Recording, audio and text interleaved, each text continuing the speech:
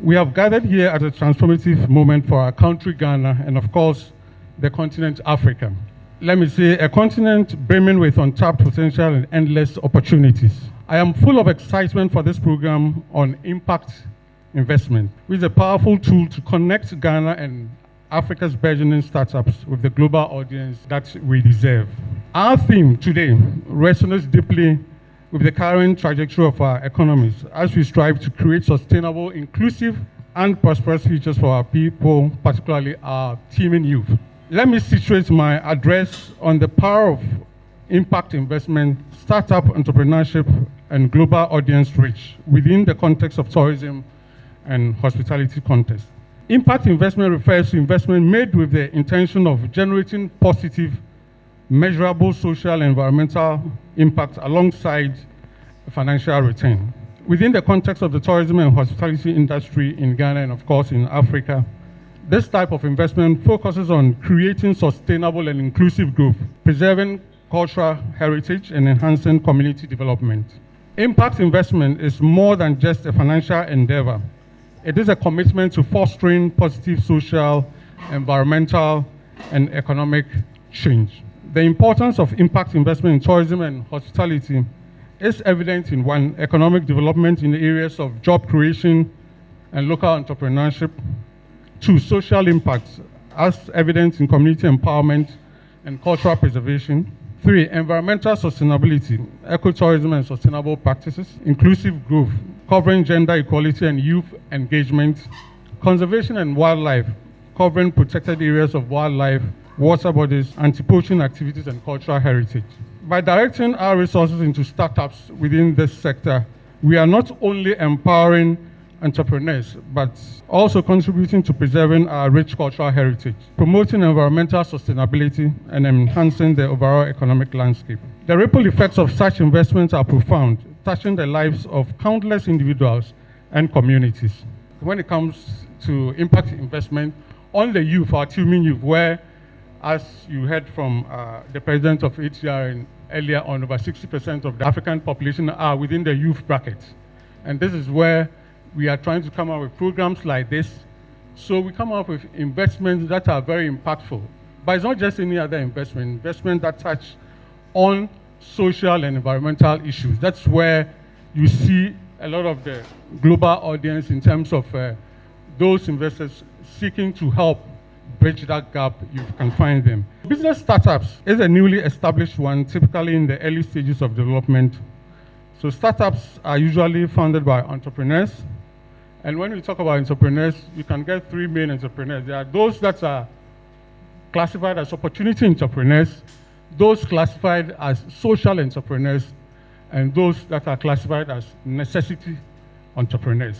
Those opportunity entrepreneurs, they spot opportunities, resulting mainly they look at world issues, global issues, they see problems where problems are, and spot opportunities and gaps in the system, and then they take advantage as much as possible to do business or to fill the gaps or provide solutions to them. Then we have those within the bracket of social entrepreneurship. Those also have some mission to address social and societal causes. So you have issues on environment, issues on human rights, unemployment, and they come in and then solve these issues, not necessarily for profit, but of course they must make profit to sustain the business. But the major focus is to solve environmental and then social issues. And then for necessity entrepreneurs, you typically find them that as a result of growing unemployment within our society, they are involved in some retail activities or other businesses just to survive or to make a living. So those are the three main categories. So startups often aim to address gaps in the market to solve specific problems through innovative solutions. But there are others also within industry groups, those that also look at business models, whether it is business to business, business to consumer, business to government, or consumer to consumer. Then we have other startups within growth potentials, and then other startups within various stages of development. We can also have classification of entrepreneurship by way of the size of employment. Typically, within our traditional setup, when we say a startup or a business and they want to evaluate what the size of it, they look at the number of employees that you have. But these days, that is a bit of an old school thing, because you can have some of these tech businesses, very small in number, but the turnover that they are making, it's mind-blowing. And you go to the US, there are not that many, but some of them, their turnover or market capitalization is far, far higher than the entire country like Ghana, our GDP that we have. So we have this classification by way of size of employment, turnover, market capitalization, and then market presence. So that's on the startups. Now let's look at our global audience for the startups for the impact investment that we are talking about. You can typically have individual investors as being the global audience for impact investment, or they being impact investors. So you have individuals who are high net worth and then angel investors. When we talk about angel investors, these are individuals having enough capital to help startup businesses, and then when they do help you, then they take some shares or they have equity in your stake. So that's basically what it is. But we also have venture capitalists, but they will come in, typically funds from either pension funds or other investment funds, to be put in some of these startup capital. So it's important that you have an idea of some of these global audience by way of investment, so you know the appropriate opportunities that you can take as much as possible. So those are the individual investors covering the angel investors. Then we have also institutional investors. I mentioned earlier on pension funds, insurance companies, and endowments that allocate a portion of their portfolio to impact investments. I also talked about venture capital firms. Then we have also foundations and philanthropic organizations. We have corporate foundations. A typical example is, for instance, MTN. They have foundation, MasterCard, we have MasterCard Foundation here. They allocate some resources to support businesses that are within the bracket of impact investment. Then we have also development finance institutions. We have government grants programs. I think government of Ghana from time to time have been providing some grants for some businesses to access, especially the startup businesses. We also have non-governmental organizations and then social enterprises. We also have NGOs, social enterprises, and then also academic and research institutions. Typically what they will offer is to provide mentorship and research support. They provide research support and mentorship to startups working on innovative solutions with societal benefits. Then my favorite, incubators and then accelerators.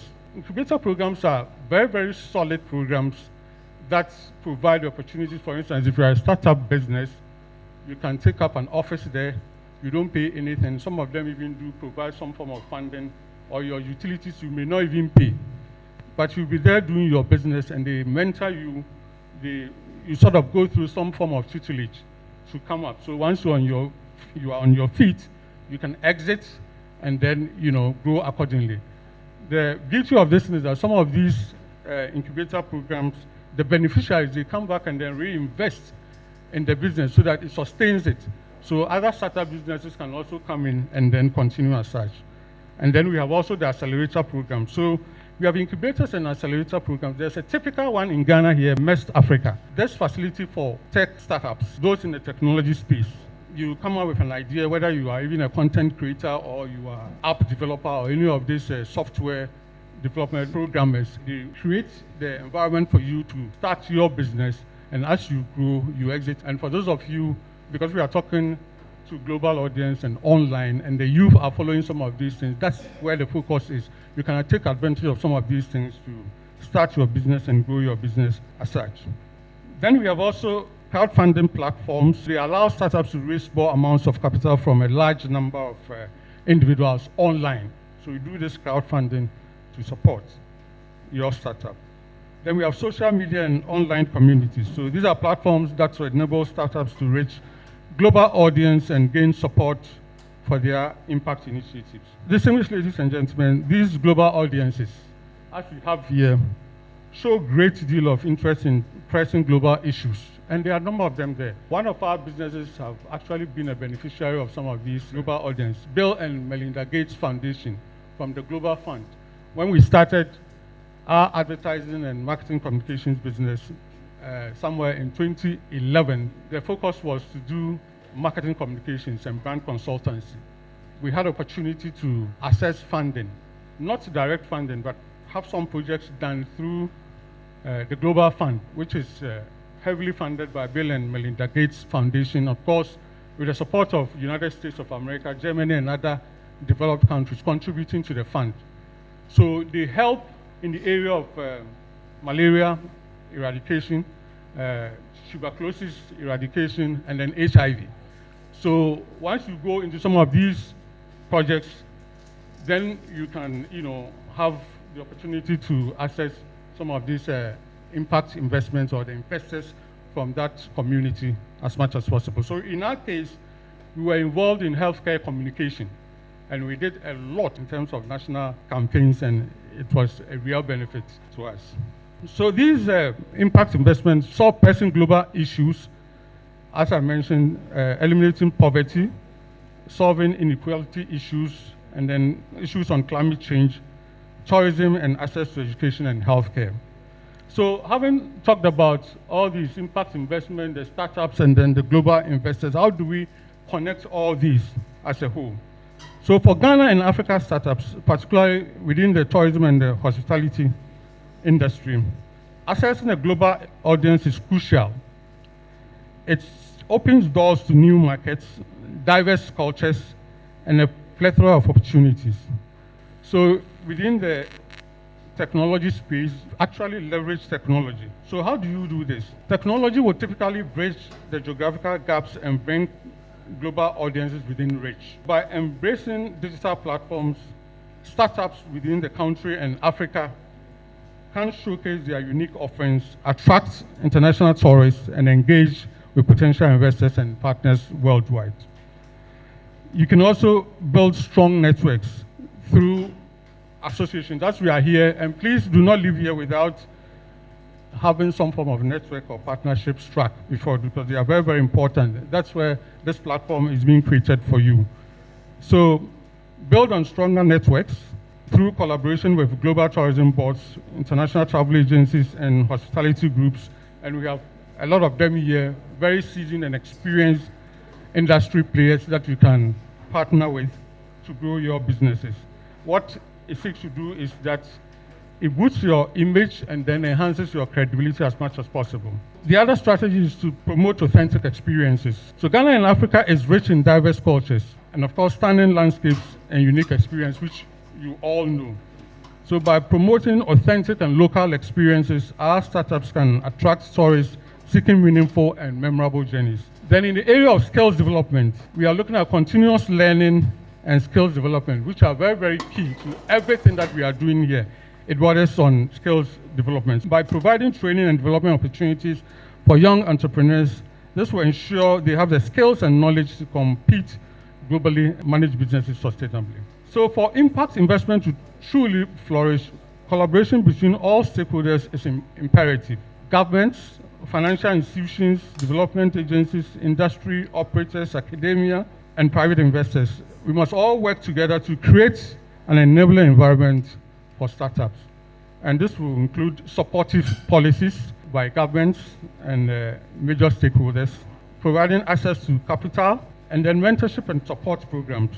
You should be able to offer mentorship and guidance to our young startups, and then help them navigate challenges and seize opportunities accordingly. Ghana and Africa's tourism and hospitality industry holds immense potential for driving economic growth, creating jobs, and promoting sustainable development. By embracing impact investment and connecting our startups to a global audience, we can unlock this potential and pave the way for a brighter future. I will urge you all to commit to working together, sharing our knowledge and resources, and supporting our entrepreneurs as they embark on this exciting journey. So together, we can transform Ghana and Africa's tourism hospitality sector into a global powerhouse, showcasing the beauty, diversity, and resilience of our continent. Let us make a lasting impact and create a legacy of sustainable growth and prosperity for generations to come. Thank you very much.